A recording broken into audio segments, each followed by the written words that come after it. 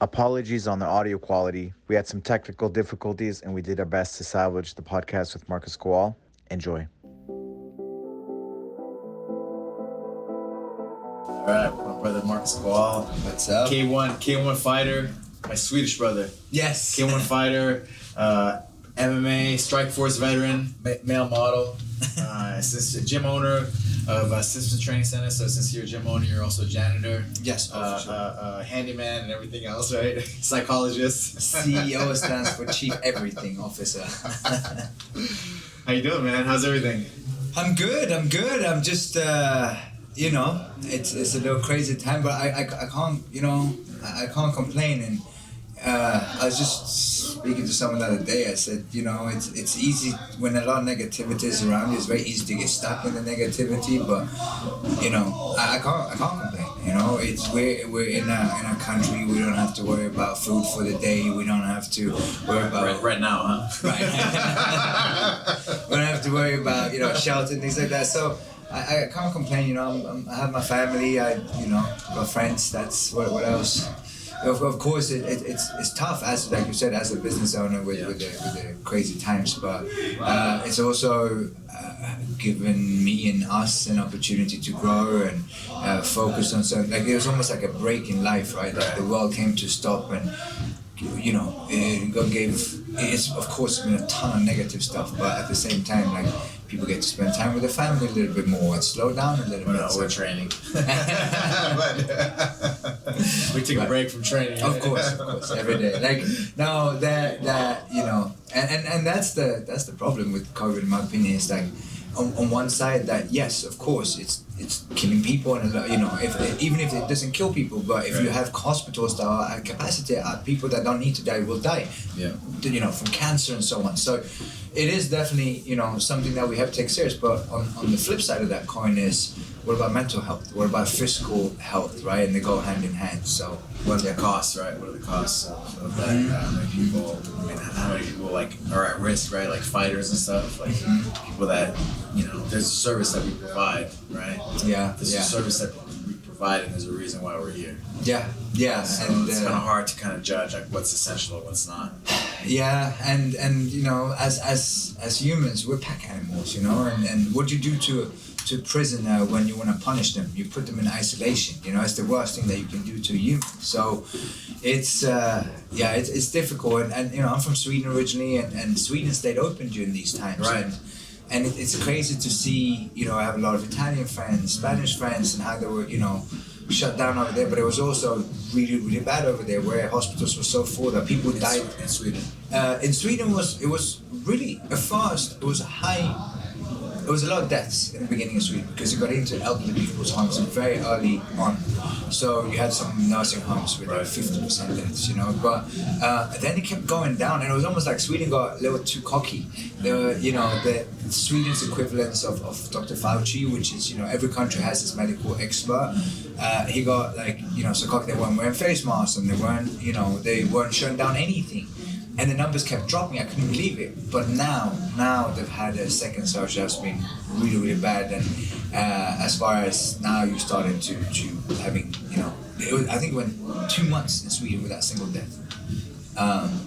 So what's the second surge like? If there's no deaths after 2 months? There wasn't, and because there's travel inside and out of Sweden. Yes. Okay. Yeah. So then we're gonna come in and affect others, right? Yeah, and that's ultimately what happened. I think one of the main differences is, one, we have a really good healthcare system. So it was very difficult to reach capacity. The population in general, I would say, I wouldn't say, but it is proven statistically very healthy overall compared to other countries, which is the best medicine for something like a virus, right? Like you just said, right? If you're in good shape, what's the number one killer in this country? Obesity. So what's the worst thing for lungs and heart? It's obesity. So of course it's gonna go hand in hand. Yeah. So let's focus on things that you can do, right? Yeah. We don't have a vaccine yet. We don't. A lot of people don't know if they want that vaccine right away. We want to be the first round of people that want it, right? But we do have a tested way of making sure that we survive things, and that's by having a strong heart and strong lungs. How do you get that? That's the big mystery. You don't have to have Pfizer and AstraZeneca and Moderna. Figure out, go out and run. That's the best vaccine that you can get. That's it. What'd you do this morning? All right. You walked in here with a wobble. It's a sprint, I did. Oh man, it's the worst. Track day is the worst. You know, your 100s, your 200s, your 400s, and I ran half a marathon on Sunday, and then Monday we biked 10 miles and then run 5K, and then yesterday we did a couple of miles. So like I can definitely, I run every day, and that's like another thing, right? Like people say, oh, you gotta give yourself a rest. I have days when I go slow, but why? Like I can think of a lot of worse things than training every single day of the week or the month or the year even. You know, everything is out of the eyes of the beholder, right? So, right. Everybody's different, right? Everybody's nervous system's different. Yeah. And like the big thing, right? We're talking about tactical before is like the recovery, right? The recovery. Yes. And so you always think like I gotta train harder is better.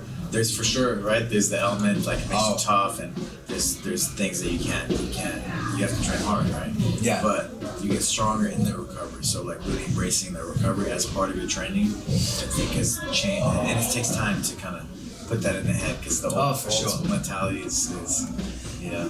I definitely got smarter with and my I have it too. You know? Yeah. Still, you know, but I do all the tactic stuff, and I get in that frame of mind, and that's the protocol, that's the system. You know, we do proper warm up, we do the training, and then we do the cool down, which relaxes the nervous systems, begins the turns on the parasympathetic, the relaxing nervous system, the recovery nervous system, and to recover, and so you can come back more and train more, and then recover better, so you can train better, right, the next time. For sure, I've definitely become smarter with age and. Train smarter, and when I say training, I train 7 days a week, but that doesn't mean that, you know, like you said, I'm not going 110% 7 days a week. No. Like, you know, there's certain days where it's just movement, like yoga, mobility movements, and like liver button. You know, a lot of times people say, oh, you got to give yourself full. What's recovery? Like, what if I'm stretching my muscles? Yes. I wanna know more about type flow, body 6-degree flow, like body weight flows, you know. And that's it. That's it. What's the knowledge? You get hurt, you can prevent injuries, and you can help you recover from injuries, and then just improve your performance. It's the way to train. So what was the? It's supposed to be the other way around here, but I want to know about the guy that all day long I'll talk about it. The guy that invented, like, what's his background as far as like, you're talking about the nervous system and the brain, which I'm learning more and more about. So he was he has a tech talk. His name's Scott Sonnet, and he was like, he was dyslexic as a kid. He was institutionalized, you know. And, you know, he couldn't learn, you know, many issues, and he found his learning style through martial arts. And then he started doing sambo, and this guy was way ahead of his time on all fronts, even the leg locking stuff that he does. And he's a black belt in jiu-jitsu too. He's not jiu-jitsu, but like the sambo, so like a master of sambo. And so he got an opportunity to go study in the Soviet Union in the 90s, and then learn all these different things. You know, they have like, you know, the Soviet Union was the biggest case study in the history of mankind, because if you're a trainer here, the logs belong to you. But if you're a trainer there, the logs belong to the government, right? And so they say these things work, these things don't, right? And they don't figure out why. The West, they kind of figure out things why these things work. So anyway, he learned all these things, and he came back, and not just that, but he got armbarred, I think, and he's like, how can I get my arm stronger? And then he saw these guys from Tajikistan using those wooden needles, you know, the big clubs, you know, the wooden clubs, you know, and he came up with the club belt design, you know, and got this NASA engineer and just kind of figured it out. The guy's just on this, he's like a genius, and that's cool. He's just works for the government now, but he's with us too, but he works for the government mainly. And really? His thing, and it's been around since 1996, and he was called a quack and crazy, you know, back in the forever, you know, the 90s and the 2000s, you know, and you know, but now the last 5 years we have all the imaging technology, so now it's science, and now you see people kind of doing these kinds of movements, and a lot of people have kind of copied his things, you know, too, but it's not.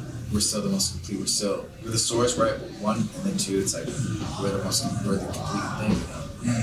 really intense. I wanna learn more about. It's funny. It's called the world's smartest workout, like Men's Health called it the world's smartest workout, and it didn't have the business stuff behind it, but you know, we're gonna change it because it is the future of training. And you know, of course, I'm a martial artist, you're a martial artist, and so I'm totally biased. And the guy was a martial artist, you know. Yeah. So in a way, like we think of martial arts like you have an opponent, right? But this is like a martial art, but just with yourself. That's the crazy thing. And the fight is like having good technique, the correct breath, with the correct structure, movement, and so it's amazing. Getting your heart rate max. It's just so precise. It's ridiculous. Like I don't do justice talking about it, but it's just ridiculous how precise and how much thought has been put into every piece of it. I gotta try it. I really. It's funny with the Soviet Union. Right. That's all the strength tests. All these guys like they. That's why they still stand today. A lot of the strength tests because this works. It doesn't work. You know. But, you know. We have, do it. We have these fads coming out, like, kettlebells, like, yeah, there were kettlebells in the Soviet Union in the 60s, you know. It's, that's one thing that they were really good at, is making athletes. Man, so you're from Gothenburg, Sweden. Yes, sir. Okay, when I went to Sweden, how did we meet? I have no idea. Because Kenny? Kenny? No, I knew from one of the UFC fights. I think we're together. And through Jared. We were in Nashville. Kamal, I was there with Manet when we did media. We were media partners with the UFC, and I was there with Kamal because I was his sparring partner, and he fought a guy called what was his name? Oh yeah, Khabib. That was his. He fought Khabib. He fought Khabib that was Khabib's UFC debut. He was a wrestler, right? Yes, Kamal was on Persian national team. I think he's a wrestler. Yeah, so I had to copy Khabib's style. We were training with Anthony Hardonk, and I was the closest one in weight. And they're like, okay, so here's this guy Khabib. This is how he shoots. And I'm like, I'm not a wrestler. I'm a striker. You gotta wrestle with bears as a kid. Khabib. And I had to shoot. Back then, especially, Khabib had this shot. It was a double, but the way he entered, it was almost like a high crotch. And I had to shoot like that on an Olympic level Persian wrestler. But it was good. I learned how to wrestle. And I gotta say, Khabib he couldn't really take Kamal down, but as they were scrambling to get back up to the feet, he caught him with an uppercut. And I think it was between round 1 and 2. He was back between the rounds, and he started like taking his gloves off, and Anthony was like, what are you doing? He goes, oh, we're done like that. So you got one more round. And he was still hurt from the uppercut, and then he got ultimately choked out by Khabib. But it's so funny because it was this Russian kid with like 23 or 21 probably fought a bunch of bums. Yeah, right. Was that Khabib's UFC debut? Yeah, that was Khabib's. Wow. Yeah. Wow. So we didn't know anything. Wow. About it. That's crazy. So yeah, and look at him now. Yeah. And so, but how did you get started in martial arts? You grew up in Gothenburg, which is the west side of Sweden. Yeah. Stockholm's on the other side. East Coast. I had to look it up because when I went to... Were you in Gothenburg? No, I was going to go to Stockholm. And right. I'm from Gothenburg. Yeah, you hit me up, that's true. But I was from Stockholm. But I spent a lot of time in Stockholm because of MMA in general, and MMA meant that we did the media is based out of Stockholm, and any big sporting event happens in Stockholm. Right. So spent a lot of time up there, and it's funny. It's the same in Sweden as here, like that West Coast, East Coast thing. But I gotta say, I love Stockholm, man. It's a beautiful city, and so I moved from Sweden actually when I was 15. I moved to England. I moved to Birmingham.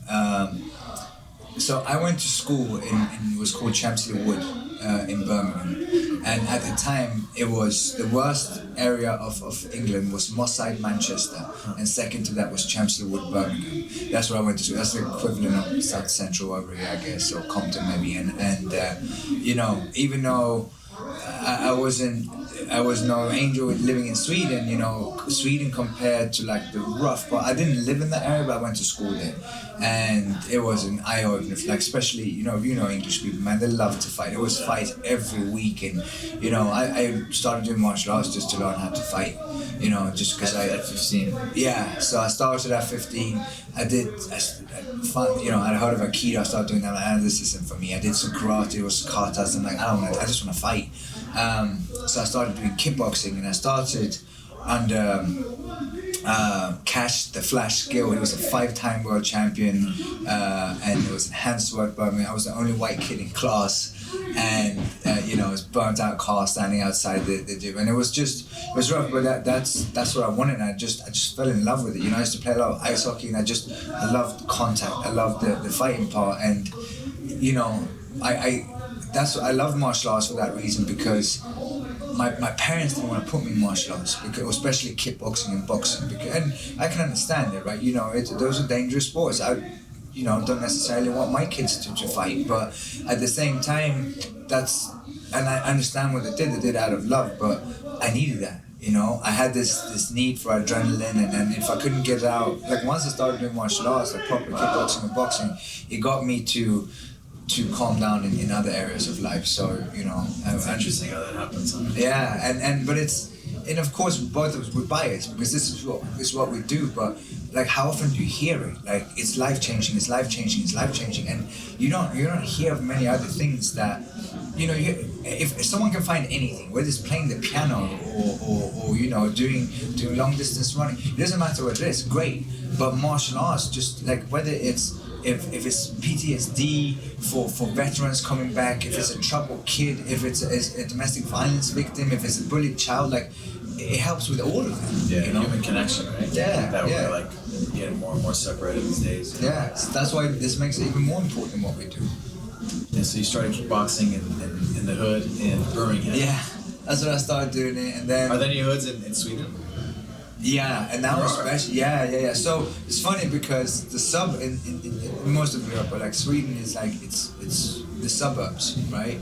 So when I came over here, people were like, oh, and I'm like, I'm from the suburbs. They're like, oh, that's nice for you, and because here the suburbs are nice, So, but over there, yeah, and especially now, we've had a huge problem actually. There was a couple of years where there was more murders in parts of Sweden than there was in South Central. A lot of issues with refugees and stuff, right? And that's the thing, like, I'm a second generation immigrant myself. My dad came from asylum seeking from Poland, and Polish people, it's like the equivalent of Mexicans over here, hardworking people, dedicated, and they do jobs that others don't want, so my dad came to Sweden with nothing, and during the 60s and 70s, there was a lot of immigrants, right? From Iran, from Poland, Finland, and Chile. A lot of Chileans live in Sweden because of Pinochet, the dictator over there. And of course, you get trouble anyway. Because that's how Waldo came over. Yeah, exactly. Yeah. I don't know if you heard of him lately, but he's sick, and I really hope. Is he doing okay better? He's going through the process, right? He had surgery, he's got cancer, he's doing chemo, and he's a fighter, so I really, really hope he's going to pull through, And but yeah, Chileans, and it's just. But now, and here's the thing, like, if I ever move back to Sweden, it's to become a politician, because it's almost to the point, like, you can't say, oh, like, we need to have an organized refugee system. You say that you're considered racist, but as a second generation immigrant myself, I can say, no, it's nothing to do with racism. But, when you're taking in 300,000 immigrants in a year from war-torn countries, I don't believe that any human is born bad if they're not sociopaths. Right. But if you come from these countries, you're going to come with a lot of issues. Yeah. And you need, as a country, to have a structured way of taking them in. So what happened was 300,000, they did background checks on maybe 1 out of 10. And then as asylum seeker, like liars, right? Yeah, they were saying because if you're under 18, you're considered a child, and then Sweden is not allowed to deport you. So they came in with a full beard saying I'm 16. It actually hurt the martial art world, because you had like grown men fighting children, But the problem is, like, the idea is good, right? I'm all for it. Like, we're lucky. Right, of course, yeah, for the underdog. Of course, and help the world, right? Yeah, humanitarian. For sure. And we're lucky. We're lucky to be born into democratic countries. We are so privileged we didn't choose we were born. We're lucky enough to get born into that. But at the same time, it's like, if I have money, I can give all my money away but then I'm not going to have them, and I can't do any good. Like, it has to be structure to it, right? It has to be organization to it. So yes, take enough people in so that you can actually have it so that they can do something with it. You know, we just had our first terrorist attack in Sweden. We haven't been to war in 400 years because of you know, because out of these people that came in, a lot of them, you're supposed to report yourself as asylum seeker. They didn't even do that. So now you had over 30,000 immigrants that they had no background check on, that was somewhere in Sweden. They didn't know where they were. So it wasn't a question anymore about if it was going to be an attack. It was rather when, right? And of course it's the government's fault ultimately, you know, and we need to do more. And the idea is good that we wanna welcome people in, and I'm all for immigration. Yeah. Just do it right. Do it right, you know. And it's like this, you know. I don't want to get into American politics, but I do want to say this, you know. It's a lot of talk about illegal immigration, and I'm like, well, no one is for. It doesn't matter what side you're on. No one is for illegal immigration. That's the whole purpose of immigration, so that you can do a background check and give people opportunity. But what America does really well, as an immigrant myself to America, when I became a citizen, what Sweden doesn't do is it puts a value to that citizenship. I was a green card holder for several years, 7-8 years. That's like probation time, right? If you do well, you get to keep it, and if you don't, then you're out. Yeah, you know. And in Sweden, when you become a citizen, you get a letter sent in the mail going, here you go, congratulations, you're Swedish. Whereas when I got, you know, I have to do interviews and I have to learn about the history, which, by the way, I realized a lot of Americans don't even know. I'm like, I had to study for this test, the Constitution, who wrote it, all these things, and I ask Americans, like, I don't know, I'm American, I don't know. So it was a big deal. You know, people were crying the day we received our citizenship. So, and that's the thing, you know. I love America, and I love living Whatever it stands for. yeah, freedom. But what we see now, we're just talking about the homelessness that we see here in America. Just because America is the best country in the world in many aspects, doesn't mean it doesn't need to improve in other areas, right? And it's like being a champion. Just because you're the best in the world, like you look at like a GSP, yeah, he was the best, but that didn't mean he didn't have weaknesses or didn't continue to grow any of these things. You know, a country has to do that as well. It's not enough to just walk around and saying we're the greatest. Yeah. You got to work on it. For sure. And things are changing, right? For sure, we're in a shift of who knows what. It's interesting to see, and it's really sad, to be honest. Especially like, even though I am American, like I'm looking at it from the outside to some extent, and to see the, you know, I've been here for 17 years, I think, and I think it's a shift, you know, like an economic shift as far as like technology. You know, like there's this guy George Glyden, have you heard of him? It's a book called Life After Beauty. no. It's really good. He's a futuristic guy, yeah, and just talks about, you know, Marxism and stuff, and how he thought the apex of society was, you know, the Industrial Revolution. You know, but they weren't right. You know, that things continue to evolve. You know, and now we think like AI, artificial intelligence, is we're gonna create our own race. You know, but I don't know, who knows. You know, but the technology that's coming in is blockchain, right? And that's gonna give us our privacy back. Yeah. So I think that's the shift that we're looking at. And a lot of guys in powerful people are kind of just playing that card and using like COVID. I don't know. COVID is real. Don't get me wrong, you know, but just they're playing that card and taking advantage of the situation to get more disaster capitalism, basically. You know, that's my Disaster capitalism. Yeah, that's my. That's how I never heard of it. Yeah, that's what I'm thinking. You know.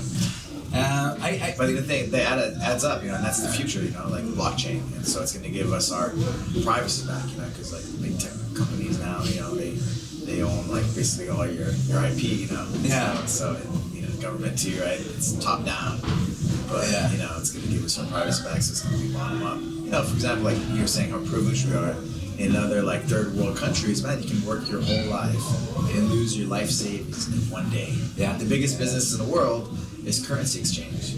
Trillions of dollars every single day. Yeah. Right? And so like you live in the Philippines, one day to the next, boom, everything's gone, right? Yeah. It's not cool. Venezuela. Yeah, but there you go, you know. So that's not cool. You know? So let's do it right. And I think this blockchain is gonna be what it seems like. Yeah. Sorry to go on the tangent. No, I you know, it's and that's constantly the balance, right? It's like, it's to find that balance between I'm my own man, my own woman. but I belong to a society. So, you know, I've been fortunate enough to live except from England and Sweden, I lived in Mexico, I lived in Germany, France, and it's funny when people sometimes, you know, they say like, oh, you don't know, you're not American. I'm like, well, first and foremost, I am American, but I do have something to compare it to because I lived in different countries, and every country has its pros and its cons. And you know, it's that balance between your being your own individual, but then belonging into that society where, in my opinion, like, look at the 1% of America, right? Like, how many airplanes do you need to own before someone else can eat for the day? And I, as business owners, we know the amount of stress and the sleepless nights in the first few years and all the things that we constantly got to worry about, right? So, of course, in my opinion, if you work harder than others, you should have the right to have it better than others. But also get to a point where, if you're within the same country like that's what Scandinavia is really good at, that team spirit. Like we are doing things together. And if I have a nice house and I have an airplane and several cars, but like you really need to own 20 houses and 40 airplanes when you have people in your own country that can't feed their children that day. To me, then that's when it becomes like capitalism is good. But there's also some parts that are good of the Scandinavian model of life, or the Northern European, I should say. So, and that's the true problem, is always to find that balance between the two. Right. That's it. Like Warren Buffett, right? Richest man in the world. He's like, I don't need it. He says it. Give more money away. Yeah. The way it is, like he doesn't have to, but that's the way it should be. I don't know. I completely look at Bill Gates. It's so funny, like. Definitely when I don't want to go into conspiracy theories, but and like here's the deal, like he was the richest man in the world. First and foremost, there's the whole vaccine and like him owning the patent on vaccine. So but here's the thing, like maybe we are in a flat world, man. Tesla said we're in a realm. We're not in a planet, a round planet. We're in a realm. So we are in a flat world. But the thing is, like, he was already the richest man in the world, but he took his fortune, he gave it away, right? Like that. Can you imagine being that person? Like you have more than anyone on the planet, and you give it all away for the sake of humanity, and then you get accused of being basically a mass murderer. Yeah, I don't know, and I stay out of all of it because I don't know. No. Yeah. Of course I don't know, but like to me, that's a great human being, who's trying to there's so much like there's so much there's so much like fake PR and did he give her money away to his own foundation that's a tax write-off? I don't know. You know what I mean? I don't know, but there's so much like I don't know what to believe, these days, Yeah, but like tax, like if you're the richest man in the world, like no, for sure, money, you don't care about the tax. But yeah, he that's and same with Buffett, right? And there's so many. Richard Branson is a great man as well, and but unfortunately, there's also people that don't do. But it all comes down to just. I don't care what religion you belong to, what part you belong to. At the end of the day, you're a good human being. That's what at the end of the day, that's what it comes down to for me. Yeah. I'm a humanitarian. I wanna what's good for my students and my community, right? Yes. What's good for humanity. Yeah, exactly. Like a lot of these things that are happening now, it's like against humanity, like isolating them. Yeah. Like not having them be healthy, like working out and socializing. But that's honestly like when I look at America, and I didn't know this. I don't know if you know. We have a documentary that's coming out, and I just saw this. It's a docu-series. It's 4 episodes. It's done by Winter's Rock Entertainment, and they are really caring. It's a really caring team, and they've done a lot of extreme sports, a lot of big wave surfing, a lot of the squirrel suit stuff, and then they got into this. But they're more than just a documentarian team. Like they've been involved in the research that we did. And if I met myself today, like 5 years ago, I would think that I was a conspiracy theorist just from what I found out. And so here's one of the biggest differences between like Sweden and the US right now. So Sweden didn't shut down, but what they did do was they were told to socially distance and stay home. And then they did. And I remember listening to an interview and someone goes, well, the government's telling us to stay home, so we do. the trust in the government is much bigger over there than over here. But now I understand why, because with this documentaries, we did a bunch of investigations, and you know, we can talk about why we started the foundation in the first place. But you know, we're fighting to lower the blood alcohol content level in the United States. It's 0.08 at the moment. We're trying to lower it to 0.05. There's very few laws, and I didn't know how to go about to change the law in America. Like most Americans don't know how to do it, so I had to learn. And yes, it's just that your son was killed by a drunk driver. Exactly. He was 15 months, and it's been 4 years, and you know, you've been there, and you know, it's a pain that no human, I wouldn't want it or wish it on my worst enemy, you know, and I've it's nothing more I wish than to be able to go back in time, but I can't, you know. So all I can do is move forward. So I've learned and grown a lot, not because I've wanted to, but I was forced to, and for me, I can't go back in time, and you know, I met a lot of parents and a lot of dads that have lost children, and a lot of times, unfortunately, they turn to drugs and alcohol, and I certainly don't condone to cope. And I understand it, because the pain is so immense. Like, as a fighter, you think you can handle pain, right? The pain threshold is higher than that for most, because that's part of the game. But physical pain ain't shit compared to mental pain. And I've never dealt with depression. I've never dealt with anxiety, panic attacks. I never had that. I was been fortunate enough, and all of a sudden, that's part of grieving. That's part of coming back to life. And I understand why some don't make it. And you know, it's taken a lot of work, but I speak a lot to high school students, and one of the things I say is, but you can come back. And I know that I have, because I can honestly stand in front of people and say I'm happy. Even though I have a broken heart, I'm a happy human being, right? So with that, it's something that, especially as men, that, you know, people don't talk about, because now you're talking about emotions, and that's a sign of weakness among men, right?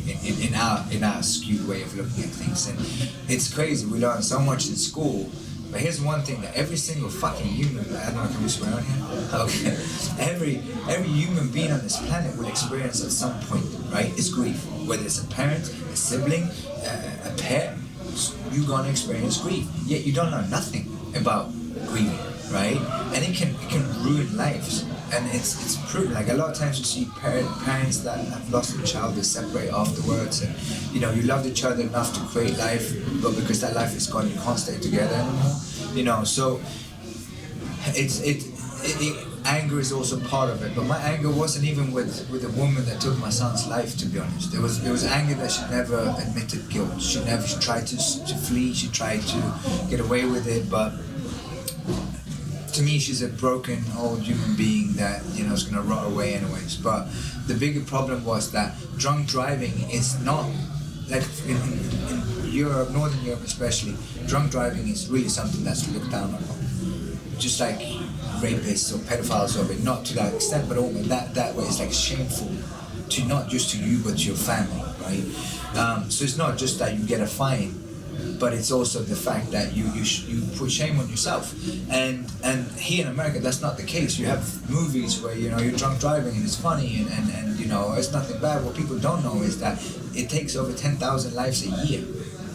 That's the jumbo jet crashing every single week, right? That's the amount of people that are killed by drunk driving. That's not including injuries. That's not including the $130 billion that Americans pay in tax money in productivity loss, property loss, medical fees, and legal fees. We had to go through a manslaughter case that took a year. Do you know how much that costs to taxpayers? Just in California where we live, 3 people lose their life a day in California, right?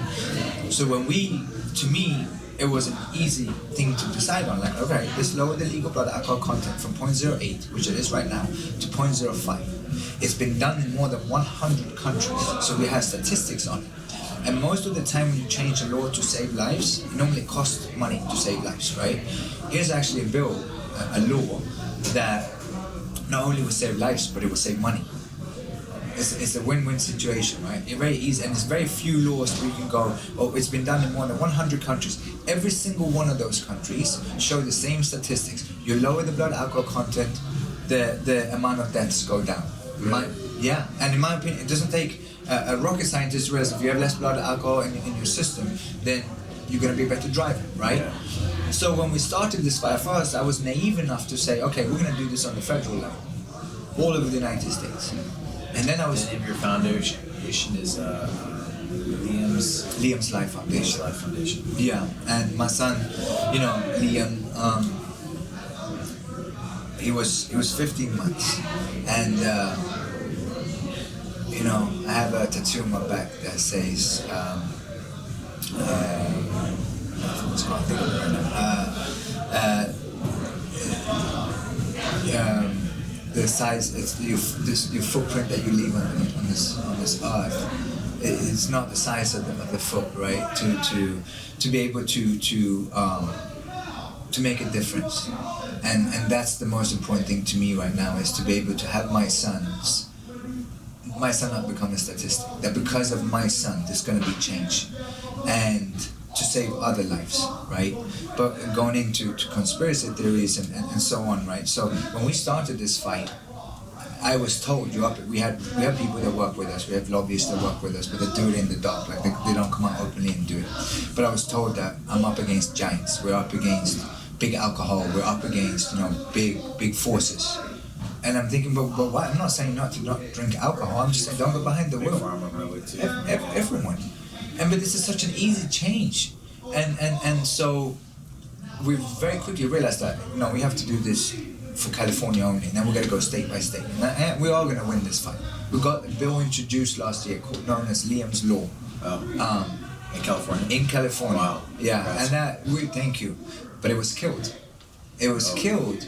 And like, this is where I couldn't believe it, right? Like, who would be against this, we have these losses, and no other democratic free country in the world have as many deaths per capita as the United States when it comes to drunk driving. I've done my research, a lot of research. So this is such an easy thing, right? So when the US used to be at 1.0, and it lowered it to 0.08, and surprise, surprise, it went down by over 12%, the amount of deaths.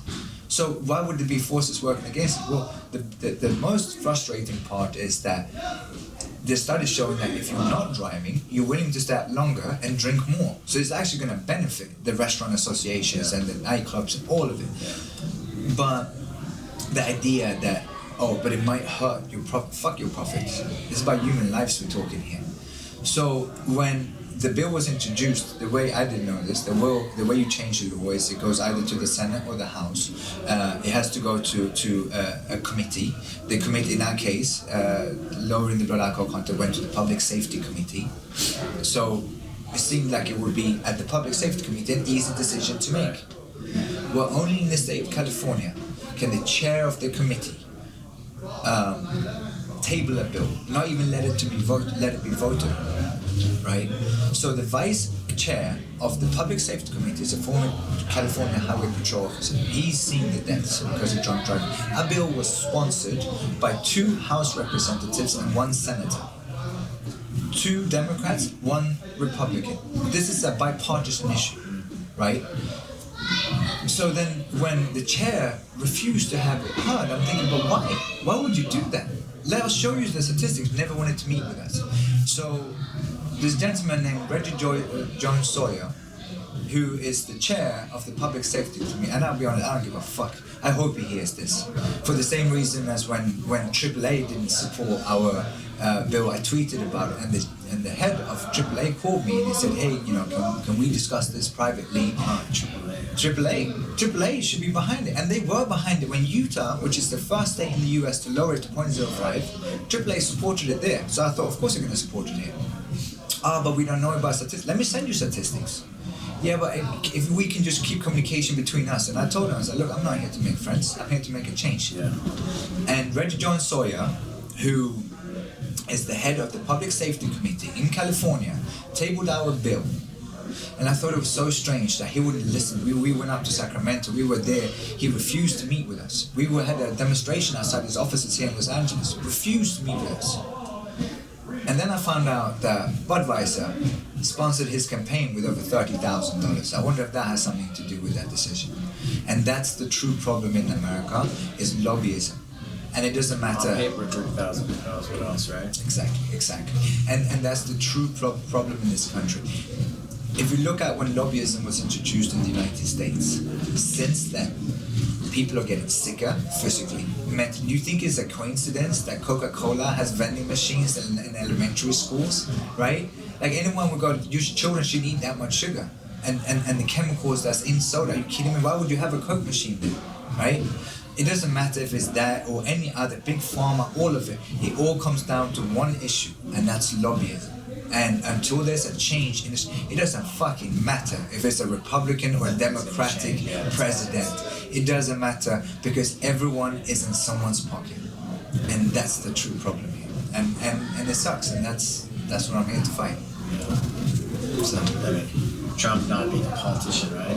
Did that put a kink in the thing? Who knows, right? So, again, as a European, kind of looking into it, I've been able to vote twice now, and the idea of, in my personal opinion, I don't think Trump was the right person, but I understand the idea of, let's get someone who's not a politician in. Like, people are getting desperate. People have had enough to get a change.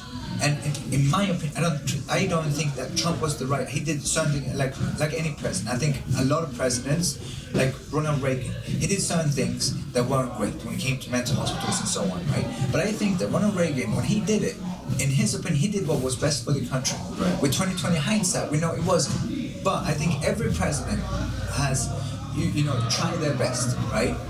And Trump did some great things, and Trump did some things that I don't agree with, and I personally don't think that's but someone like, we need people that are not in pockets, that have fucking balls and a spine to stand. And when I say balls, I don't talk about just a man, woman or man, to stand up and say, we need change. Yeah.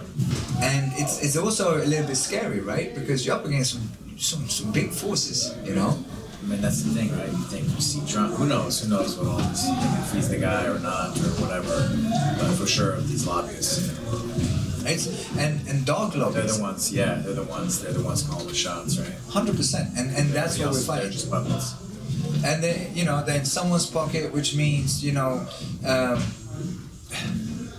it doesn't matter what the topic is, but like, say if it's oil companies, right, or big pharma, they donate to your campaign, like, until you set a cap on when it comes to what can be donated, like, that's the highest level of legalized corruption in the world. If I give you $1 million so that you can go run for office, once you, whatever politician or level of rank that you have, and I say, hey, I know that this is going to pollute our waters, but remember that $1 million? It's and here's one of the issues, and you have a lot of very powerful legal companies in this country. So if you look at a publicly traded company, is a sociopath, and what I mean by that is that a publicly traded company doesn't have emotions. The only purpose of that is to make as much money as possible. Yeah, it's a sociopath because it has no emotions. Right. And the reason it doesn't have an emotion is because even if you're not a great human being, if you run a company, most people somewhere have some type of ethics and some type of morals, right? But a publicly traded company doesn't. So when a publicly traded company can have lobbyists working for them, it's not what's best for the people, it's what's best for that company, always. And they want a very big right, and that is freedom of speech. They won so that publicly traded companies can have lobbyists represent them and do what's best for the company, which has nothing to do with what's best for people. Humanity. Yeah, and if you look at opiate problem, right? Right. So I'm sorry if I'm going off on a tangent, but this is, so if it's your life, right? It's your life. It's like the biggest fight you ever. Yeah. Hey, are you gonna give up because you got shut down? Like, what would you do as when it comes to martial arts, and you have someone who's a bully, because that's how I look at it. It's bullying. It's trying to use fear, and it's trying to use power, and it's trying to use finances to fight. But I know I'm gonna win because I know I'm fighting for the right thing, and I have statistics on my side. So, when you look at the crack problem in America in the 90s, right? You look at the drug in itself. You get the cocaine coming from mostly Colombia, and then the gangs, local gangs, that would mix it with baking soda, and that would make crack.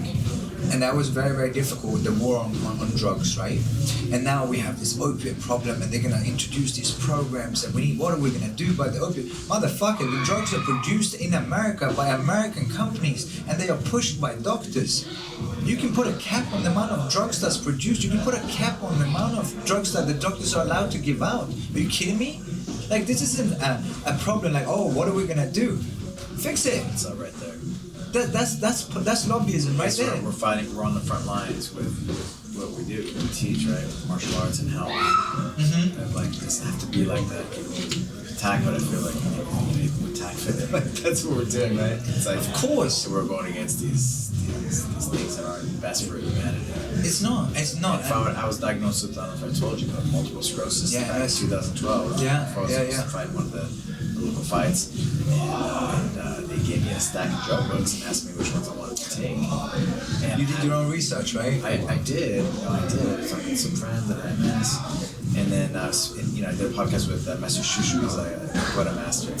He has MS. He got blind. He had all these issues. Imagine a couple of guys without spatial awareness anymore. Anyway, he took drugs and he started to gain weight. He started to get depressed. And he had enough instinct from being a mover and what he did to not do it. His instinct told him to get off. And once he did that, he got better.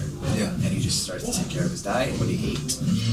Of course, he had the movement down, and just not getting stressed, right? And he was able to, he's living his best life. Yeah, and that's, But you get addicted to those things too, right? It's crazy. Like, I can't remember the name of the family that owns Oxycontin. It's one of the US wealthiest families. Like, you're a bunch of mass murderers, is what you are, and deep within, people wouldn't do that.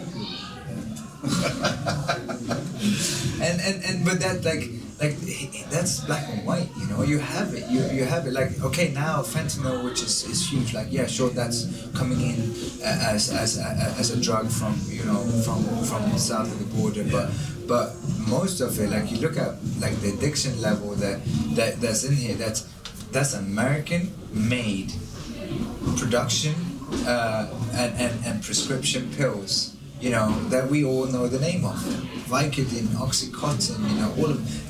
That's the problem. And then look at, like, no other country prescribes as much, as many different kids. I have a 3-year-old boy, right, Nico, Liam's little brother. He has a shit ton of energy. He's running around all day. You take him to the right, wrong doctor, I should say.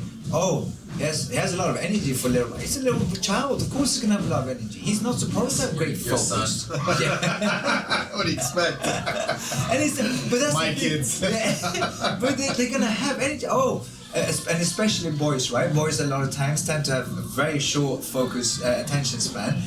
That's normal, up until you're like 15, 16, even then, there's days when I still struggle with it. So, but like taking pills for everything, and there's no other country that has the same amount of problem. And the reason why is because of this dark lobbyism. And what dark lobbyism is, which is dark money. I think there's a documentary called Dark Money, and it explains it, where when we started this fight, I looked at Utah. Utah was already in the fight. We were there when they loaded the points of the fight. By the way, it's been 1 year, right? I'm not even counting 2020, but in 2019, we were there when it was introduced. In 1 year, mortality rates was down 50% because of drunk driving accidents. 50% in a year. But yet, we don't know if it's the right thing to do. And here's the thing, with a lot of different things, like, scientists say it all the time, like, they don't always know. We've seen it in this past year from when we found out about the virus till today, and people are like, they keep changing it. Of course they keep changing, because they don't know. They're trying to figure out all these things, so they don't know. Right? I don't know, right? The whole hydrochloroquine thing, Like my dad's girlfriend, she went to Africa, they gave it to her to prevent malaria, right? Yeah. And I know they've been giving it to soldiers for 50 years. Yeah. But it's super cheap to make, right? Or it doesn't make any money. Yeah. And it's but like it's dangerous. I don't know. I'm not gonna go. I don't know. I'm not a doctor, but I know that my dad's girlfriend, who's in her 80s, has taken it. And I know that soldiers have taken it for decades. And everything's okay. And I not only does it help you get better from it, but it helps you prevent it, right? I'm the same thing. I don't know. Supposedly, right? Supposedly. So, I mean, if that's the case, and what? It's just interesting that things are being censored, so crazily. The difference. I'm like, why can't I just see what these guys are saying, When it comes to the different, we see statistics on this, and I spoke to a really intelligent doctor, and he said any statistics that you see right now is going to be bullshit. And the reason why is we just don't have enough time. We don't have enough information. We don't have enough case studies to say one way or the other. We don't know. And that's one thing that as humans we need to get better at, and that's admitting that at times we don't fucking know. Yeah. And all we can do is all right, let's try this. Yeah. Does face cover work? You don't know. We don't know. No. Just do our best, But I know one thing we can do, right, is take care of our health. Exactly. When you can't, the less you can be in control of the unknown, the more we're gonna focus on being in control of what we do know, and that's the problem that we see right now is people are getting desperate to find different ways and different solutions and we want to look to that leader, right? We want to look to the government, but here, and I understand why, people just don't feel like they can trust government, and rightfully so, unfortunately, because of the way it is, and it sucks, I moved here for a reason, I love America, and when I was little, I remember watching, American movies, and you look to America, it's like the grit, the hard work, and the toughness, and you look at American dream, right? Yeah. You can build it, right? You can dream something and build it. And since that, 70s, 80s, since that, America has become, when it comes to physical health problems, obesity has surpassed cancer. We don't have the cure for cancer, but we do know how to deal with obesity. Yeah, it's the #1 killer in America, right? And you look at mental health, no other developed free country has the mental health issues that America does. So, and that's what we were talking about before, as if you're the champion, at some point you gotta look in the mirror and go, what can I do to improve? What needs to change? Homelessness, healthcare system, right? And again, Scandinavian countries and most of Northern Europe have, socialistic countries. And is it perfect? No, of course it's not perfect, right. But does it have its benefits? Had free education, free healthcare, free if you're a single parent, you get support. We don't have homelessness now. It's getting worse, but we don't have homelessness. We have drug addicts and alcoholics in the street, but we don't have people living in the street. So something is obviously working. And if you look at life quality, when they do their studies year after year, it's kind of Denmark, Sweden, Norway, Finland. Denmark, Sweden, Norway, Finland. Or it's top 5, right? Top 6 maybe. So we can say, okay, America is different. We don't want it the same way. But what can we learn? It's like, and you've had those fighters too, where they're too good. They don't need to learn from. They're just there for the sparring, right? They just need to get rounds. And unfortunately, there's elements to that here, where you gotta look at I always get asked what country what's the best? What's the best country to live in? Each of the countries I lived in has its pros and its cons. So yeah, it's human growth, man. So I'm gonna go back real quick, Yeah. Man, you grew up fighting in England, Birmingham, right? Yeah. Birmingham. And then how did you fight? How did you turn pro? You started fighting kickboxing. What was that process like? I went from, so I started kickboxing, and then I don't know how much you follow boxing, but I started boxing just to improve my hands. Before that? No, I started kickboxing first, okay. But then I started boxing just because I wanted to improve my hands. And I was lucky, I had some of my close friends were some of the elite of Sweden. Ingmar Johansson, if you remember, it was known as the champ. He was from Gothenburg, from the boxing club that I boxed out of, Business Club. And so I got really high level boxing, amateur boxing right away. And then I fell in love with boxing. So then I would kickbox, and then I would box, and then when I finished university in England, I decided it was either Cuba or Mexico. Cuba or Mexico? I was like, I'm going to Cuba, or I'm going to Mexico. I want to improve my hands. That's the best boxing, especially my weight class. Cuba would have been difficult for me to get the visa. I could get it in Mexico. All right, I'm going to Mexico. And I came to Mexico. I remember same thing there. Like we're in Mexico. Querétaro, which is an hour and a half north of Mexico City. So to them I'm a gringo, right? And it doesn't matter. A gringo is Spanish? Fluent. Oh, okay. Yeah. I lived there for 2 years. But did you speak Spanish before you went there? No. Okay. I love Latino friends in Sweden. It's like I heard Spanish as a kid, but I know how to say, una cerveza por favor. That's about it. And then I lived in an area where, outside of work, there was no one that really spoke English, and especially like, kickboxing and boxing, is the best way of learning a language.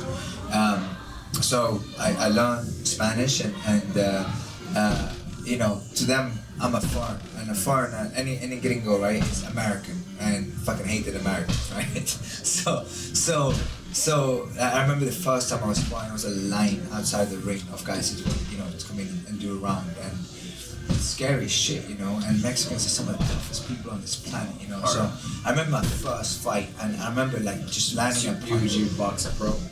So I made my pro debut in kickboxing in Mexico. It's funny because they call it K2. Basically took K1 called K2.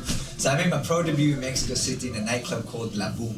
La Boom. That was and I remember it was like 5,000-6,000 people there, and sometimes a few of the fights that I had down there, I was like, I was more scared of walking out of the ring than walking into it. It was just. But I have to say, what I love about Mexican crowd, like I was aggressive, and they love that shit. Like they recognize when. Respect. Yeah. So yeah, they like that. And that's what I loved about it. Like I love. Again, Mexico has its own internal problems with corruption, but the family values of Latin American families, like they will take you in, and they will, like, because I was boxing and kickboxing, there was a lot of poor families where they hardly had electricity, and I knew they were struggling for money, and they were trying to get me food, and I'm like, no, even though they were struggling, they still try to get you food. Yeah, and I helped out a little bit at this orphanage, like giving out Christmas presents and things like that. And it's one thing when you see homeless people or drug addicts, like we see a lot of times here, and it's sad. It's always sad. It's always someone's child. It's always someone's potential parents or sibling, right? But in Mexico, when you see children, and a lot of times, unfortunately, it's so common. Like I remember this one guy, it's like ratones, like little rats, and I'm like, they're trying to get some money so they can get food. They're not trying to buy drugs. They're not trying to buy alcohol. They're trying to eat. They're trying to survive for the day. And same in Brazil, right? You see, and in the last 6 to 8 months, right, it's been a lot of inflamed issues, and one thing that we hear a lot about is privilege, white privilege, and I'm not saying, again, as a foreigner coming in, there's some serious problems in this country when it comes to race. This country is unfortunately plagued with racism, but it's racism in itself to say that just because you're white, you're privileged. And I am privileged in many ways because I was privileged. I was born in Sweden, but it doesn't matter if you got Southeast Asia, you got underprivileged children, Africa, and even in Europe. I remember my wife's from Ukraine. Your wife's from Armenia. You think that there's no such thing as white people struggling around the world? Then that's a really racist fucking opinion to have.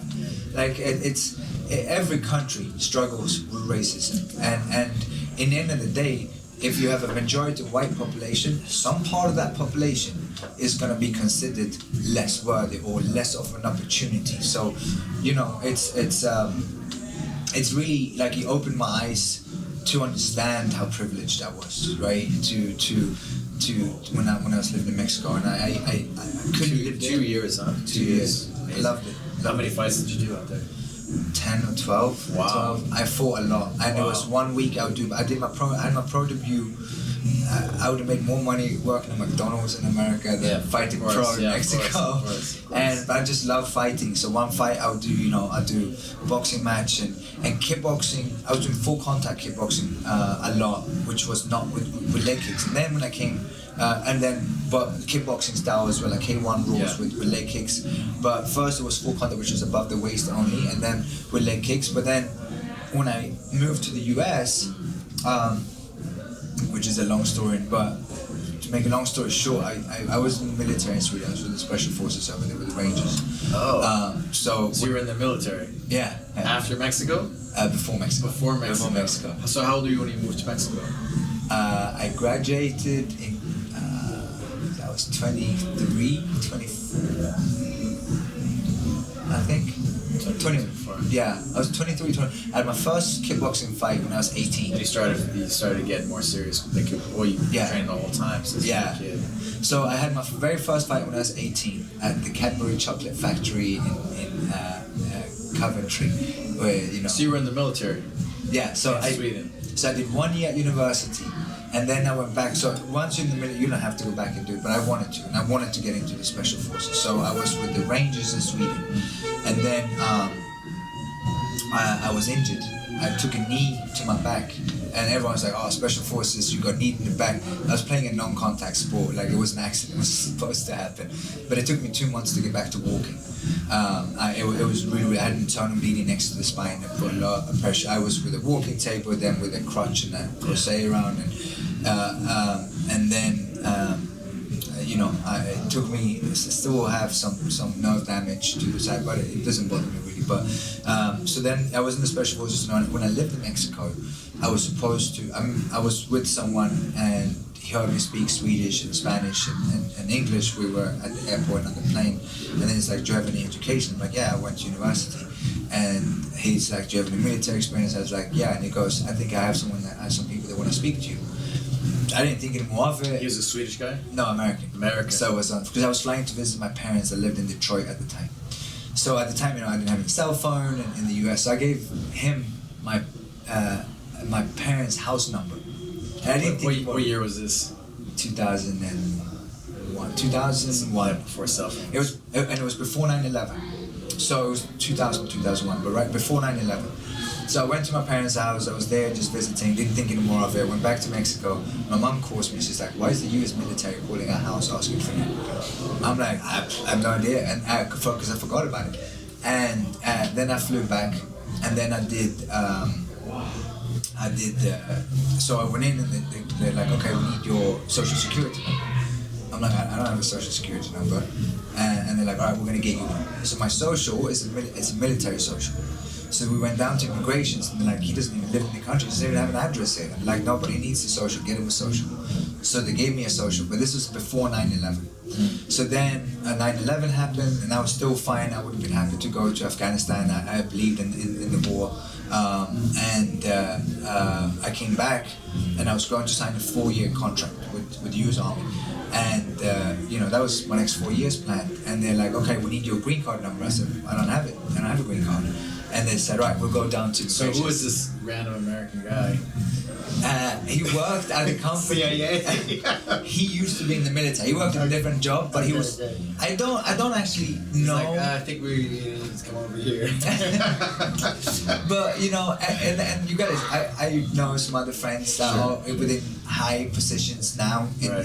Like, if you're from Iran, for example, CIA wants you right now, right? Like, I don't think that would be a secret to any American, right? That one. So if you, because I spoke several languages and I had education, I was fighting. So, and I know it. Like I of course that would be of use, to them. But and that was I wanted to do the 4 years, and then I wanted to go into CIA or FBI or something. But today I'm happy that I didn't. And I'm lucky enough with Krav Maga that I do and so on to be able to work a lot with law enforcement and military anyways. But so when they were looking for this green card number, and I said I don't have it, and I said, "You guys have done everything else." Like, they said, "All right, we'll go down to immigrations." But this was now post 9/11, and they're like, "Oh, we don't do any favors for anyone anymore." So, because they were so scrutinized as it was. So I sat there for 3 weeks basically, and and they were going back and forth, higher and higher in office and trying to contact immigration. They're like, nope.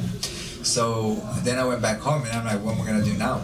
So I Googled sports management in USA, and I found this master's program. It was one in Florida, in Atlantic University, but it was Cal State Long Beach. Just randomly Googled, and so you had to go back to Sweden. Yeah. So this process of the military thing, you were in, where were you? San Diego, LA?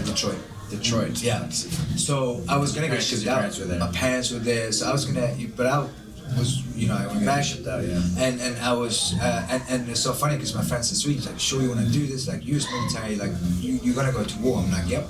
And I said, well, if I don't like it, I'll defect, jokingly. And then 3 weeks later, I was back in Sweden again. My friend's like, are you serious? You fucking defected? I'm like, no. So then I didn't know what to do. Like, that was my next 4 years plan, So I just Googled, and then it was Atlantic University or Cal State Long Beach. And the only thing I knew about Long Beach was Snoop Dogg was from there. Shout out to Snoop Dogg, Long Beach, where you at? That's the only thing I knew. So I'm like, all right, I'm going to Cal State Long Beach to do my master's program in sports management, and I was the first international student at that university for that program, and started working for Golden Boy Promotions, and then I was training and interning down at the original LA Boxing, which Shane Mosley was from, it was in downtown LA. And I was down there and I was training, and that was, so when I came to LA, the reason why was because I wanted to continue my fight career, right? Right. But kickboxing was dead here, and I'm like growing up, like Don the Dragon Wilson, Benny Urquidez, like those are my idol looking up to, and then I come out here and kickboxing was dead, and it was just Thai boxing here. But to box or like when I would kickbox, I can do one fight of boxing and the next one kickboxing because it's still fairly similar. But Muay Thai was so different from kickboxing. But then MMA probably blew up. Yeah, but I didn't want to do it. Right. So the reason I got into MMA is when I was at LA Boxing, remember Vander Braga?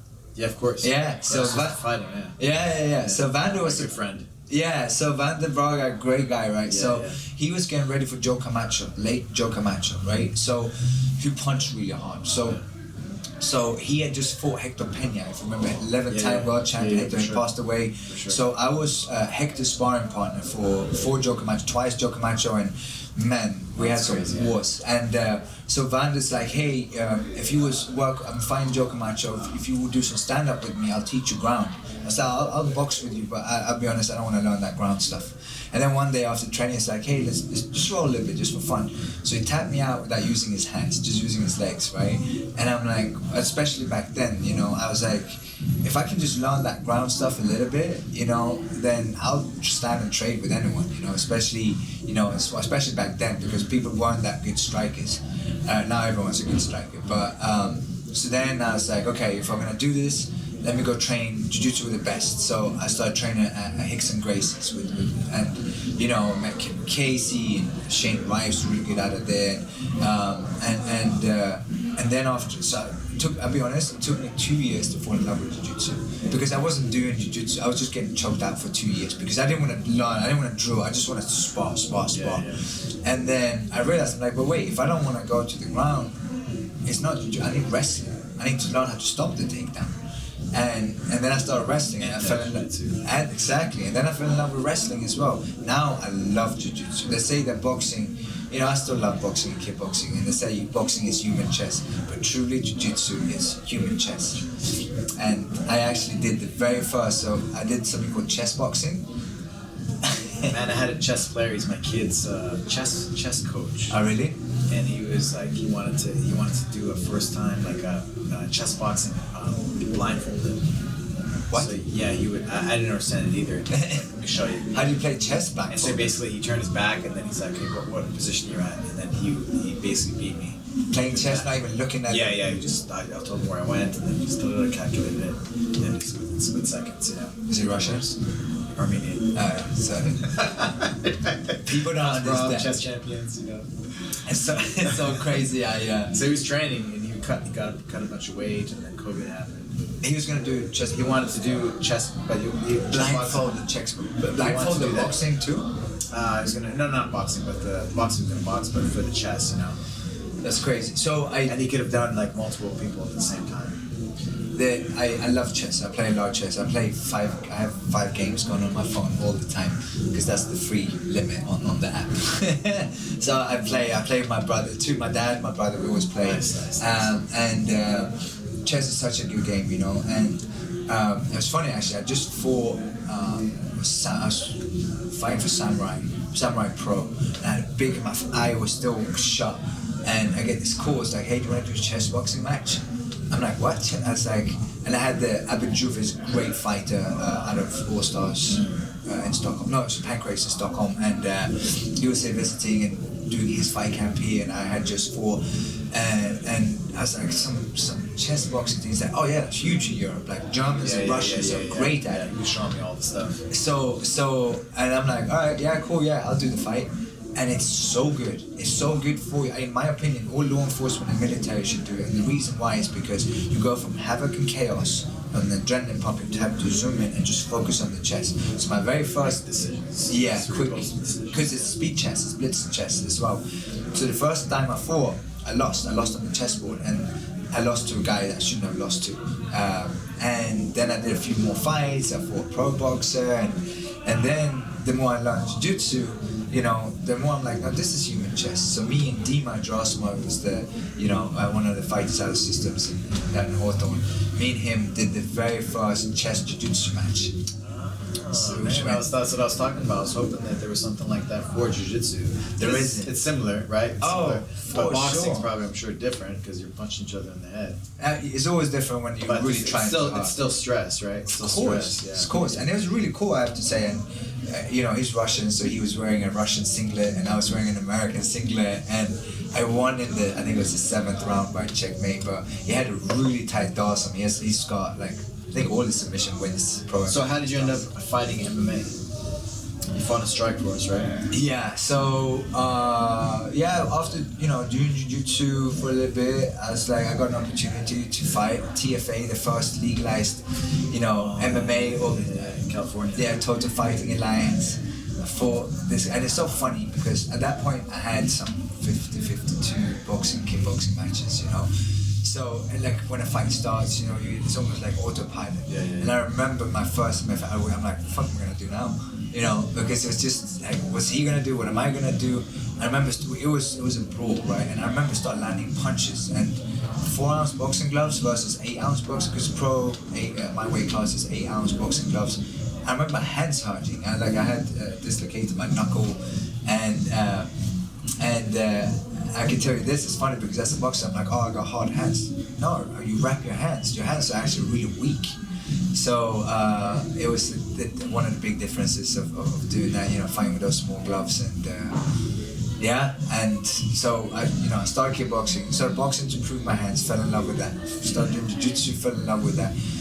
Started doing MMA. I love combat sports. And how did you get into Krav Maga? So the very first day, I went straight from the airport at LAX to Krav Maga H quarters at Krav Maga Worldwide, where I was the general manager before I opened Systems Training Center. And at first, I just wrote this thing because I have an online pro course, Your Krav Maga, so that people can learn self-defense wherever they are. And when I started doing Krav, it was like, okay, so this is my job. I work with Krav Maga, but my passion is fighting. But the longer I've been with Krav Maga, so I did all the rigorous training courses, this 7 days straight, 8 hours a day. As I was doing it and I started teaching, like, Krav Maga really gave me an opportunity to see what martial arts do, because I had success stories come to me, where there was, the kid that's been bullied, or the woman that managed to get away from a rape situation, to law enforcement and military that went home to the parents because of what they had learned. Like, that became my passion. Like, I'm not competing anymore. I retired 2 years ago, but to be able to use fighting is the tip of the iceberg, right? That's just the entertainment value of martial arts. But to be able to really, it's much more than just truly change lives, making lives better, that became the passion. So, and a lot of times people ask, like, why do I do both MMA and Krav Maga? And because MMA is a sport, I fight because I want to fight. I sign a contract, I get paid to fight. The fight starts when the referee says fight. I know who I'm fighting 6 weeks before I'm prepared for that opponent. Whereas Krav Maga is when you least expect it. A lot of times the least, you're not just physically prepared, you don't have time to warm up and stretch out, but you're not mentally prepared, right? You put your keys into your door to go home and you think about what you're going to cook for dinner and you get attacked, right? And then, you know, unfortunately, just like with this, right, like nothing is real until it happens to us, right?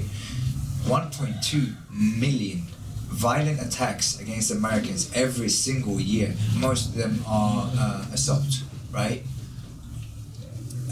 To not learn self-defense, like and when I teach, even now more, right? Now you see the way the world is, yeah, and to not learn self-defense, like I teach a lot of high schools, and especially like, you know, before going off to college, because that's the most common environment for sexual attacks on women, and my first question is usually like, who's responsible for your self-defense? The most common answer I get is police. Yeah. Do you know the average response time for law enforcement let's talk about Santa Monica, which is a nice city in California, right? It's 3 to 8 minutes, and that's if there's no rush hour and they have nothing else going on, and if you have time to get to your phone. A street fight is over in 30 seconds, you know? If you've been abducted, if you're being sexually attacked, it takes, you don't have time. Yeah. Like, that's the reality.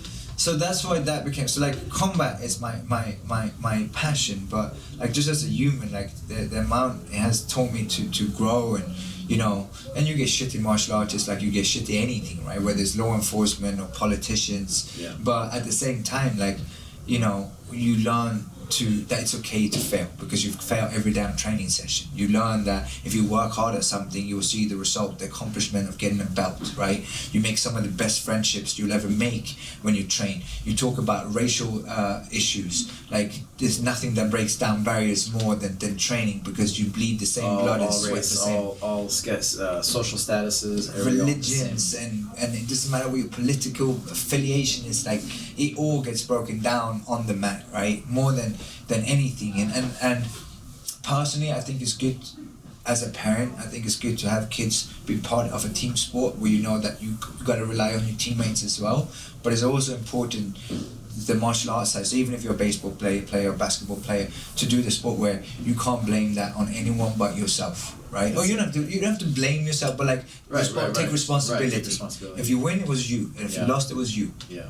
You know, and that's really important to teach kids. And like you said, like the biggest problem to children today is this, right? Being on your cell phone or being on your iPad, and what forces you, like you can't bring that with you on the mat. And that's the thing, like, and I know you get it here at Legacy as well, right? Where people come in and like, oh, how much are your memberships? I don't know each other, like, oh, 200. I go to LA Fitness for $40. Yeah, you've been to. I wrote an article not that long ago on that. Like, yeah, you go to LA Fitness, and you get access to machines, right? You can go to LA Fitness for 5 years and not have a conversation with another human being. At martial arts gyms, you make some of the best friends, if not your best friends, that you'll ever make. For life. For life. For life. You can go to LA Fitness, and if you're tired, like, oh, today I'm only going to work 70%. Right.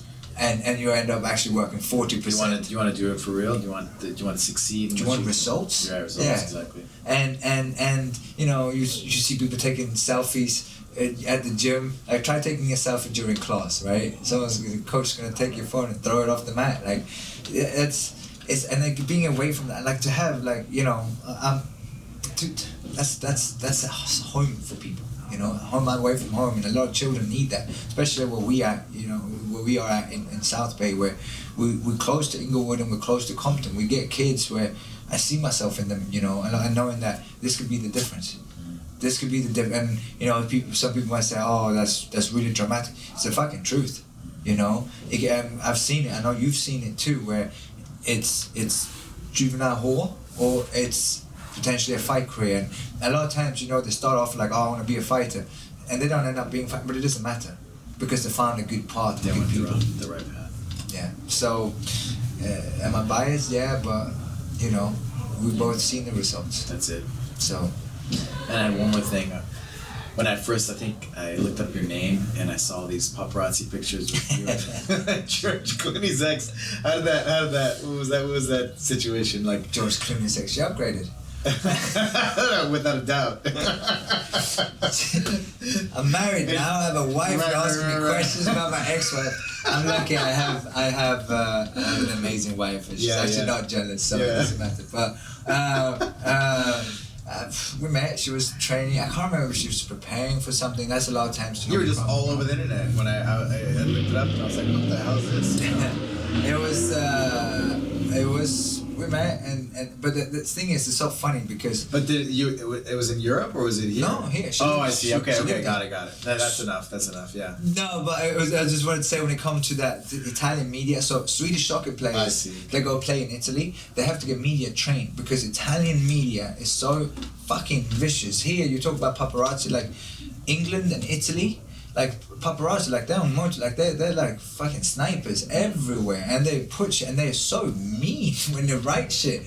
And I remember it was someone who said something. I was wearing a pair of red shoes, and I'm 5'7", and someone had written something, and they're like, oh, red Smurf or something. Like, look at his red shoes, and I'm like, I don't give a fuck about fashion and shit, and I'm like, yeah, come here, I put those red shoes up your ass, I put that on Twitter, and they're like, ooh, you can't do that, like they feed off of that, and that's the problem with social media, where like people just feel they have the right to say what they want, and social media can be so good, like what we talked about, like just exposing things, and you see some huge companies that have been exposed, and dark money and dark lobbying, all that is, we can expose that the way that we're doing this right now, and I can expose Reggie John Sawyer for the corrupt piece of shit that he is, right? That is thanks to social media. So it brings out the best of people and opportunity, right, to really stand up to the man.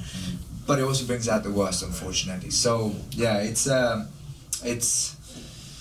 social media is like the last. I'm glad that balance, right? Yeah, martial arts systems training center has given you, I'm sure, balance as well, right? With all this thing that's happening in your life. It's what would you have done without martial arts in your life? I could tell you after losing my son, right? I could tell you, like, there's certain things that are very subjective, very individual when it comes to grief, but there's certain things that are universal, like that you have to do, and you have to work through that pain, and we are the weakest generation, and the reason why we're the weakest generation is because we have it the best, right? We have it the easiest. You have surgery, you don't even have to feel the pain really, because you got painkillers, right? So we are able to avoid pain. Like, you don't even have to walk anymore. You go outside, you get one of those scooters, and you with your app, and so things are easy, and that's great. But it also makes us mentally, and it's not like we talk mental strength, right. Like to say that someone is mentally weak. I remember I was talking about someone saying, oh yeah, but like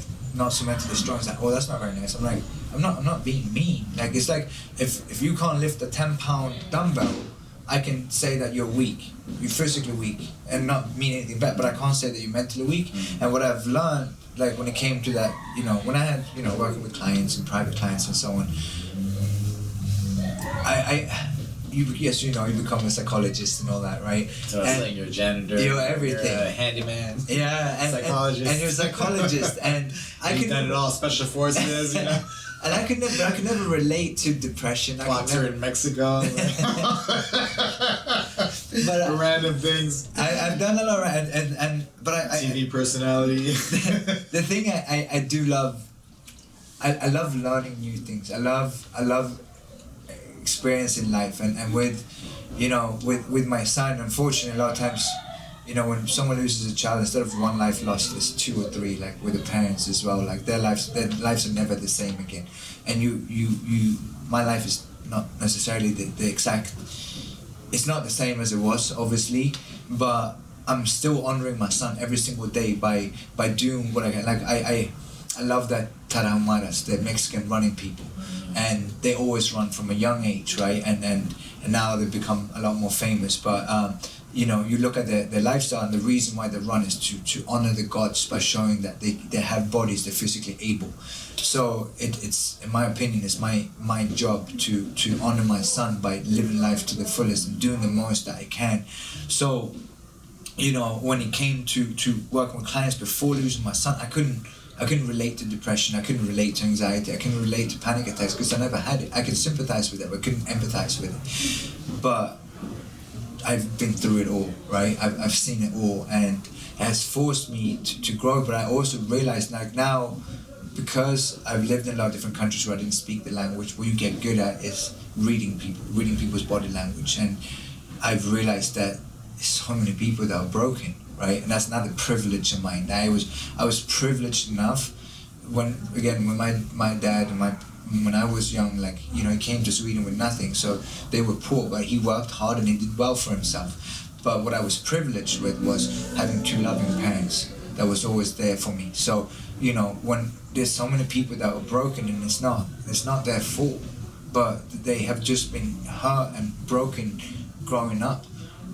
But for anyone, there is a way to get through it. You gotta figure. So what I did was I studied a lot, and I did, some people call it life coaching. I don't like using the term because no one in my opinion is an expert at life, but I do performance coaching, and that's truly what I love doing, and what I work with clients one-on-one. And a lot of times, sure, it's physical exercise as well, but it's more than that. Part of it, right? It's about finding happiness, because as you know, you get some people that have nothing and they're happy, and then you got some people, you know, up here as well that are wealthy as shit. We live in you know, we live in LA. There's a lot of rich people, and they are the unhappiest people on the planet. You know, it has nothing to do with that. It has to do with being comfortable in your own skin and confident and happy. Like, that's the only thing that matters. You know, if you can, of course, you need to have your basic needs met. You have food for the day, do you have insurance, do you have shelter, do you have all those things that you might worry about. Did you ever read the book Tribe? No, No. but I love, and I read a lot. Yeah, you know, you got, you know, the self-determination theory, like you have to be good at something, you have to be connected, you know? You have to be authentic, and you have to be connected to others. And that's why martial arts is so important. Again, like I said, that's your tribe, right? That's it. And that's what a lot of people lack, you know, and broken homes. We live in a place with millions of people who are disconnected from everybody. Yeah, right? Yeah. You're surrounded by people, but you're lonely, right? And it's sad, you know, and because of this, the whole social media thing where people are not learning, like, something as simple as this, like making eye contact and talking to someone. Like, when your parent is, because not just the kids, it's the parents on the phones and playing Candy Crush and kids from a young age. Like, if you see kids that have spent too much time on like, they're not comfortable making eye contact. They can't read facial expressions. That we can't even. Like, I'm not an expert at it, but we don't even know what it is. But you just, like, you meet someone and you get a good feel, or you don't get a good feel, like that sixth sense. Right. And children don't have it, which gives way for anxiety. Like, that's gonna, if you don't feel like you're comfortable because you don't know, like, do you want me good, or do you want what's good for me, or do you want what's bad for me? And I can't tell the difference. Then of course you're gonna be unsure of everywhere you go. Right. And that's why it's so important. And it's, exactly right. you know, Electronics and technology. yeah, and it's, again, same thing with that. Like, there's some great stuff with that too. But we have to learn how to interact with other human beings, right? And it's like, you see it with when people have social anxiety. Like, they come in like, hey, how you doing? You know, meet you, and right away, what do they do? Like, they go to the phone just because they're uncomfortable to even, like, they don't know what to say and what to do, and that's the escape, right? So You have a book too, right? On I wrote a book in honor of Liam called Life is a Moment, which spells out Liam. It became an Amazon bestseller, and when I wrote it, to be honest, like, I did two things that helped me a lot, and it was martial arts, it was training, and it was writing. And I wrote 90,000 words in 3 months. A book is about 60,000 words, 70,000 words. So I wrote the book for myself, and I wrote the book for my son.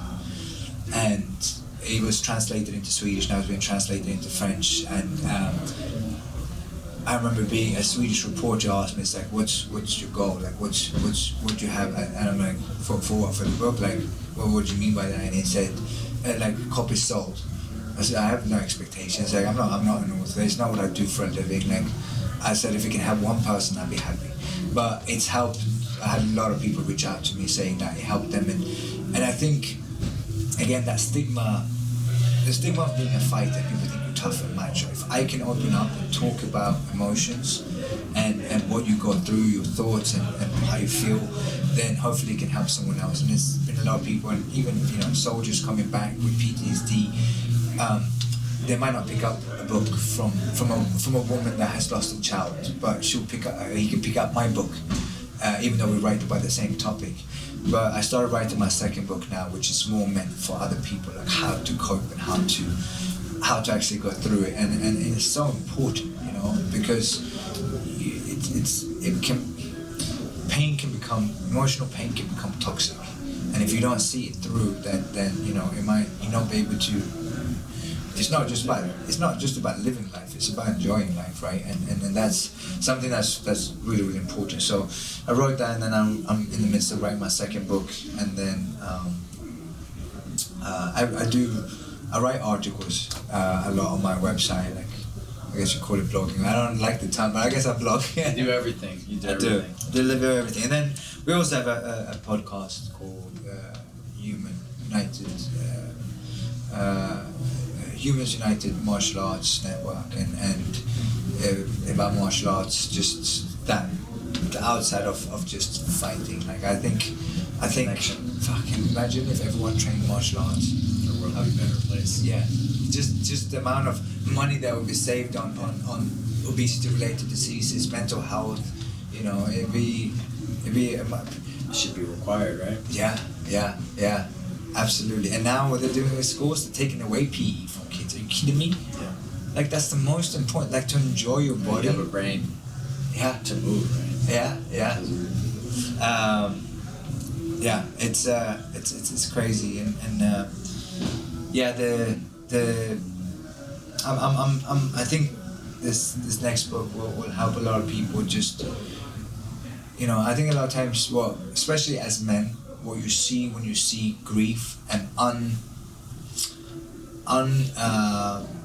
unsolved, or when you haven't processed grief in men, comes out as anger.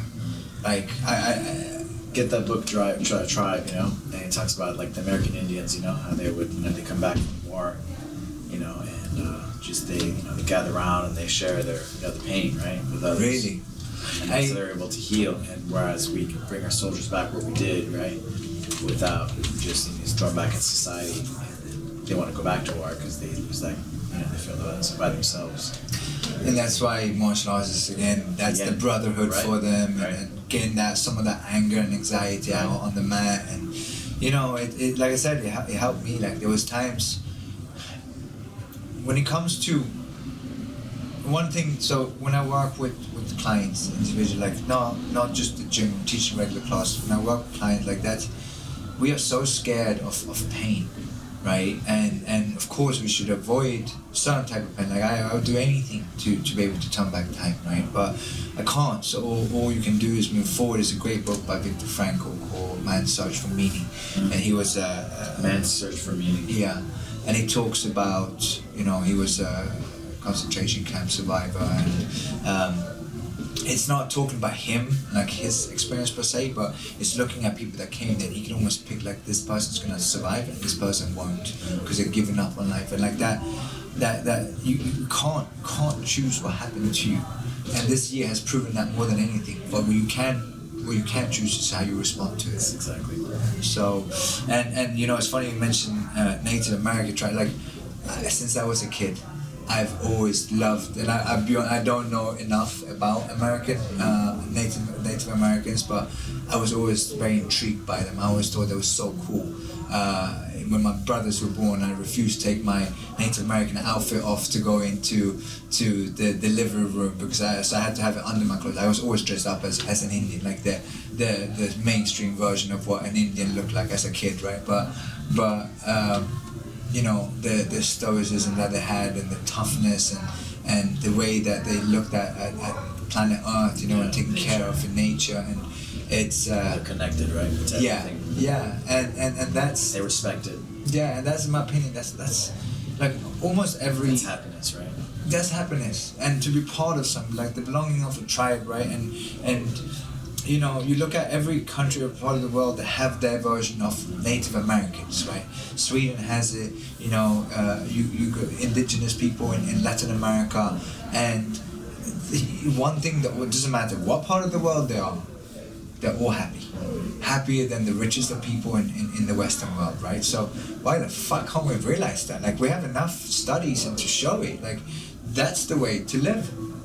And why do we keep searching for happiness in the wrong places?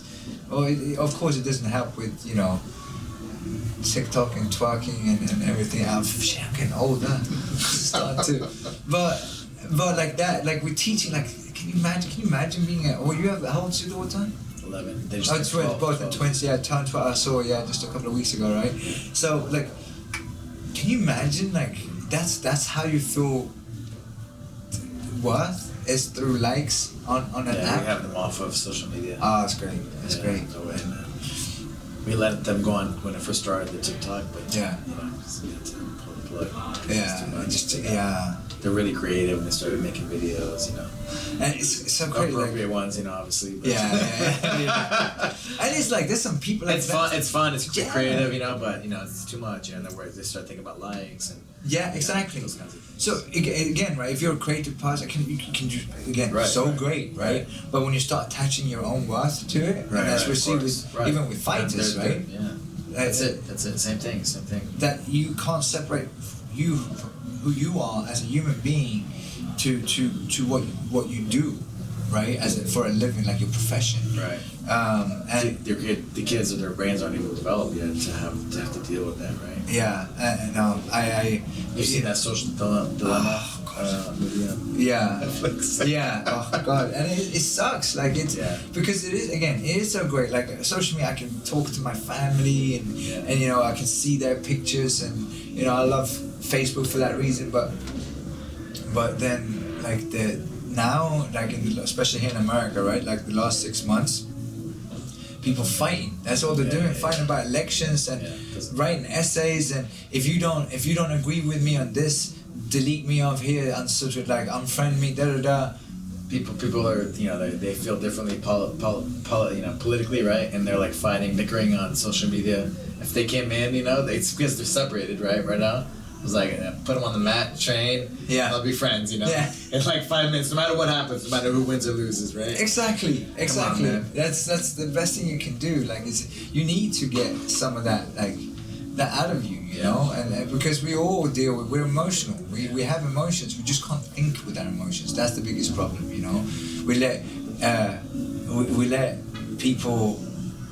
We let people. So if you look at like when people write things like that, you start thinking instead of reading what it actually says. They see a name or a sentence and right away they're like, and now they don't keep reading it and then they hate that person and they respond. Like there was a picture, I don't know if you saw, it was a person with a Trump flag and a person with a Biden flag and they were shaking hands. That's a great picture, right? You should be able to discuss things, you feel differently about things, discuss it. So this person I know posted that picture and then someone goes, I can't believe you posted this picture, I'm following. Like, first and foremost, this is a big name. Like, I don't give a fuck if you're unfollowing, so unfollow. Why do you feel the need to tell them that you're unfollowing? But like, they're actually trying to do something good. Like, they're trying to post, like, we need to be united. We need to be together. And all you see is that emotion, and it sucks. It really does. My wife posted something on 4th of July because it was a big thing. Like, people were writing "fuck the 4th," and my wife, she wrote, like, I came from the Ukraine, I understand this country isn't perfect, I see racism, but I am very happy and fortunate to be able to be here today because you have a wife that's from like the East Bloc of Europe. Like, human rights is not big, it's not something big, so for her... Be grateful, right, for the opportunities that we have. So that's all she wrote, and right away it was like, white privilege, and she's like, but I'm not from this country. Like, I'm just grateful to be, and like, the only thing I hate more than white privilege is European white privilege. Yeah, it's all good. I just delete it. I take it off. I don't have time. Even give it energy. Because people can always have, if it's negative, it's all good, man. all the best to you, but I don't need to. Exactly, and the problem is like it was meant to be something positive right, and right, nice, right? But because it was such an inflamed time, right. that right away, like people are not even reading they're not reading what she's actually trying to say, and that is a lot of times it's like I work with law enforcement, like there's some great law enforcement, you do too. Most of them choose the profession because they want to make a difference. That's it. And it was like, and in the last few months, it's like if you take Republicans and Democrats, if you take people that are normal, like forget the extreme left and the extreme right, but normal people. If you put them in a room and you wrote down 100 different values, I bet you about 80% of those values they would agree upon. But they kept focusing on the little shit that they are, and now, and that's exactly what like lobbyists want, pit them against each other. Yeah. So that's what needs to change. A little bit more martial arts in people's lives. That's it, right? Yeah, for sure. Well, man, I want to thank you for doing the work that you do. Thank you. Society every day, Humanitarian, being the humanitarian. It's funny that we watched Mike Tyson this week. You watched him, I'm sure. Yeah. And him's like, I do it for humanitarian reasons, right? He's fighting, but he's doing it for the good of humanity, right? And, I love dedicating your life to that, because obviously, like I joked with you, like, oh, you're the janitor and the handyman and the psychologist. Yeah. And we don't do it because to become a billionaire, right? Because we love it and it helps us, helps others, right?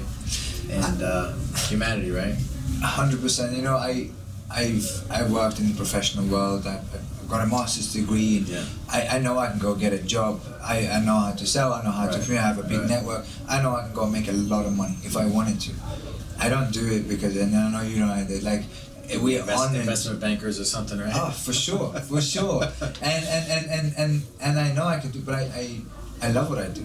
Like I wake up, I'm honored to be able to help people, because at the end of the day, people, I know you get it too. People write messages like, thanks to you, this is that. And like, no, I showed you the door, but you opened it and went through it. Like you did all the work. Yeah. Like it's just guiding. You're doing the work, but to be able to help people like that, what can be greater than that? Just gotta show up, right? Right. That's it. Just show up, and even if you don't believe yourself in the beginning, with time you will. Yeah. And the courage, with your son, Thank you. Thank you. Doing the work that you're doing with that, Yeah, I wish I would have known how big of a problem drunk driving was in the U.S.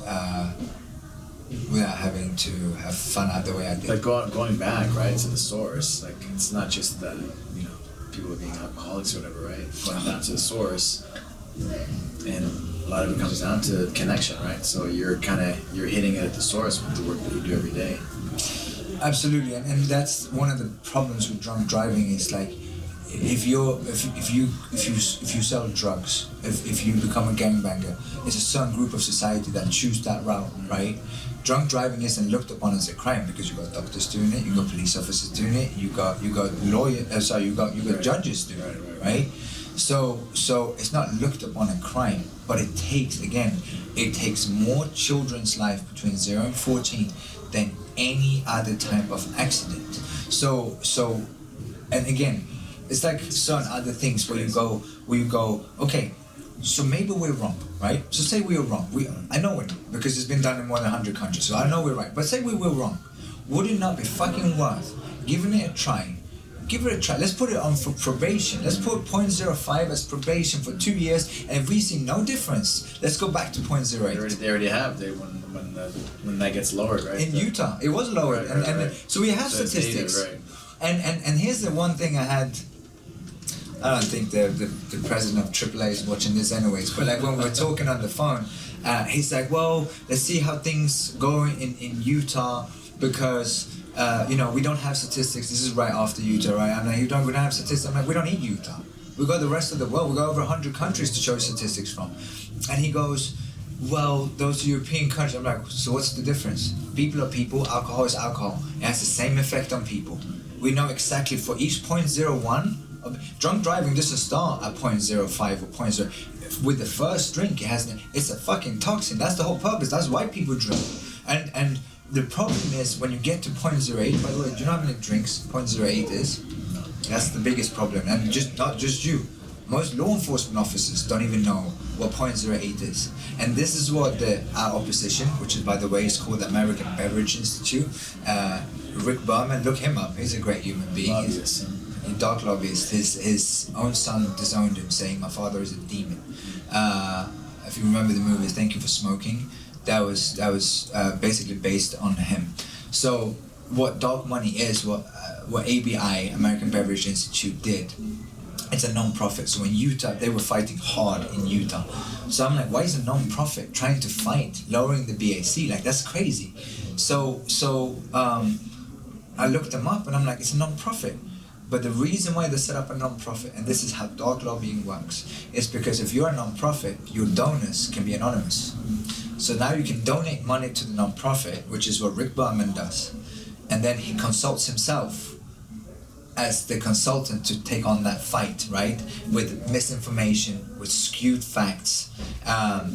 So what they are saying is they put up these big billboards in Utah saying, go to Utah on vacation, leave on probation, you can have one glass of wine and now you're gonna go to jail. And like, that's fucking bullshit. For an average human, an average male of 170 pounds, that's 4 to 5 drinks within an hour on an empty stomach. No way. At .08, you're not slightly buzzed. At .08, 4 to 5 drinks. 4 to 5 drinks. Wow. 4 to 5 drinks. Wow. So on an empty stomach. On an empty stomach. So, that's crazy. So for an average male, you can have a glass of wine. You're trying to lower that to 0.05. 0.05. So for an average. For an average male, like if you haven't, you can have a couple of. In my opinion, you should. And if you can have a couple of drinks, just leave your car at home. But at .08, you're drunk, and now you're gonna make. Everyone's had a friend who's been drunk, and they're about to get into the car, and you're like, "Are you sure you're okay to drive?" What's the answer every single time? Yeah, I'm okay, I'm fine. Because what happens when you drink alcohol? Your inhibitions go down and your confidence goes up. So you're in no position to make that decision. That's why it's such a slippery slope after .05, because you're already drunk and you're not making rational decisions. So just by lowering it 0.05, we know exactly what it will do to mortality rates, but that's not including injuries and people that are ending up handicapped. And so it's such an should be an easy fight, right? But again, these dark lobbyists exist in every area of American society, unfortunately. So the best thing people can do is go to Liam's Life Foundation, join up. If you can donate, if you're on Amazon, like if you have an Amazon lifefoundation.org. .org, yeah. So liamslife.org is the website. Liam's Life. .org, and if you have an Amazon account, for example, if you want to be part of the fight, go to smile.amazon.com. It's the same as a regular account. Every time you buy something, Amazon donates 0.05% to us. So it doesn't cost people anything if you're shopping anyway. So smile.amazon.com, and Liam's Life Foundation is teamed up with Amazon, and Whole Foods, Whole Foods has been great. I ran the Grand Canyon last year, 52 miles, and 52 miles. Yeah, it was 22,000 feet elevation. It was 108 degrees in the bottom of the Grand Canyon, but when you run up the north side, it was confirmed 125, and it took 17 hours, 5 minutes. But Whole Foods sponsored me for that, and they just made a donation, which I'm really grateful for. So, we have this. There are good people out there. Like Whole Foods has been great. Sky One Credit Union just donated $1,000 to a non-profit. But even when people can't, they can't donate, that's fine. Like if you have an Amazon account, just spread what we do. Smile.amazon.com. So it's Amazon's program, and we got the documentary coming out called Letters to Liam. It's a 4-part docuseries. We just finished watching the 3rd episode a few weeks ago, and it's crazy. It really shows. I kind of know, but I'm not allowed to say yet. But this part, they've been embedded with us for over 3 years, and it really shows like everything. They were there for the manslaughter case when the woman was sentenced. They've been with us to Washington. It's crazy. When is it scheduled to be released? It was scheduled to be released this year, but because of COVID, it looks like 2021. And it's Letters to Liam. And yeah, you know, Systems Training Center. yeah, anyone that Shout out. yeah, anyone that is in the South Bay area, you know, come in. And now actually, what's really cool is we just developed an app, so people can train with us from anywhere, and I love that, right? Like, because a lot of times, what we realized, especially now, right, with everything going on, was a lot of people would never walk into martial arts because even if they are in shape, a lot of times it's intimidating, you know. And you know, and I know that it's the friendliest of places, right? But people are intimidated now. If you're really self-conscious, out of shape, and so on, you're not going to walk into martial arts. So we developed this app so you can train from home, and hopefully that's the first step. You should start seeing a few wins, and then you'll find your martial art place. So yeah, those are the main things I'm working on. Get you on TACFIT. Yeah. Get some of that integrated with the jiu since you're I'd love live to. that life, you know. I'd love to. I love learning. I love learning new things, you know, trying. And once you learn how to learn, it's powerful, because then you're like, shit, what else can I learn? What else can I get good at? Well, thank you, man. Thank you, man.